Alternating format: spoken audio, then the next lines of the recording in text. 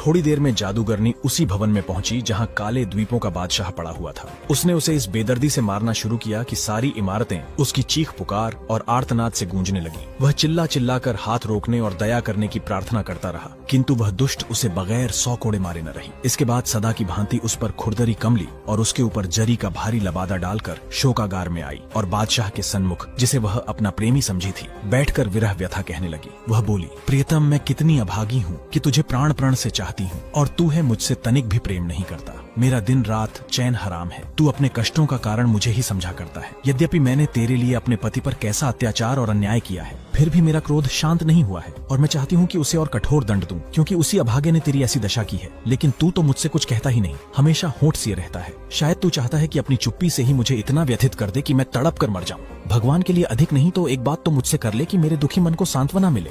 बादशाह ने दबे स्वर में घृणा पूर्वक कहा, तुम इस योग्य नहीं हो कि मैं तुमसे बात करूं या तुम्हारे किसी प्रश्न का उत्तर दूं। रानी बोली, मुझसे ऐसा क्या अपराध हुआ है जो तुम ऐसा कह रहे हो? बादशाह ने कहा, तुम बहुत जिद्दी हो, किसी की नहीं सुनती, इसलिए मैंने कुछ नहीं कहा। अब पूछती हो तो कहता हूँ, तुम्हारे पति के रात दिन चिल्लाने से मेरी नींद हराम हो गई है। अगर उसकी चीख पुकार न होती तो मैं कब का अच्छा हो गया होता और खूब बातचीत कर पाता। लेकिन तूने एक तो उसे आधा पत्थर का बना दिया है और फिर उसे रोज इतना मारा भी करती है। वह कभी सो नहीं पाता और रात दिन रोया और कराहा करता है और मेरी नींद भी नहीं लगने देता। अब तू खुद ही बता, क्या तुझसे बोलूं और क्या बात करूं? जादूगरनी ने कहा कि तुम क्या यह चाहते हो कि मैं उसे मारना बंद कर दूं और उसे पहले जैसी स्थिति में ले आऊं? अगर तुम्हारी खुशी इसी में है तो मैं अभी ऐसा कर सकती हूँ। हबशी बने हुए बादशाह ने कहा कि मैं सचमुच यही चाहता हूँ कि तू इसी समय जाकर उसे दुख से पूरी तरह छुड़ा दे, ताकि उसकी चीख पुकार से मेरे आराम में विघ्न न पड़े। रानी ने शोकागार के एक कक्ष में जाकर एक प्याले में पानी लेकर उस पर कुछ मंत्र फूंका कि वह उबलने लगा। फिर वह उस कक्ष में गई जहाँ उसका पति था और उस पर काला जादू करते हुए बोली, यदि परमेश्वर तुझसे अत्यंत अप्रसन्न है और उसने तुझे ऐसा ही पैदा किया है तो इसी सूरत में रह, किंतु यदि तेरा स्वाभाविक रूप यह नहीं है तो मेरे जादू से अपना पूर्व रूप प्राप्त कर ले। रानी के ये कहते ही वह बादशाह अपने असली रूप में आ गया और प्रसन्न होकर उठ खड़ा हुआ। रानी ने कहा कि तू खैरियत चाहता है तो फौरन यहाँ से भाग जा,